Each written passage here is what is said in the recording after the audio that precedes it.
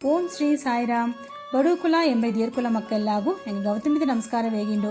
ಇಂದಿನ ಜನ ನಂಗೆ ಮನಸಾಕ್ಷಿಪತಿ ನೋಡುವೋ ಎಲ್ಲ ಎಡೆ ಇಬ್ಬ ದೇವರುತ ನಂಗೆ ಮನಸಾಕ್ಷಿಯವು ಇದ್ದಾರೆ. ನಂಗೆ ಒಂದು ತಪ್ಪು ಮಾಡಿ ಮನೆ ನಂಗೆ ದಾರುಗೂ ಅಂಜತೇವಿಲ್ಲ. ನಂಗೆ ಮನಸಾಕ್ಷಿಗೆ ಅಂಜಲಿಯೇ ಪೋದು ನಂಗೆ ಆ ತಪ್ಪು ಮಾಡಾರು. ನಂಗೆ ಒಬ್ಬ ದ್ರೋಹ ಮಾಡುವನ ಸೇತಿ ನಿನಗೆ ಮನಸಾಕ್ಷಿ ಅಡದೆಯಾ ಅಂತ ಕೇಳ್ತಾರ. ಏಕೆಂದರೆ ಮನಸಾಕ್ಷಿ ಅಡುವಕ ದ್ರೋಹ ಮಾಡಾರು.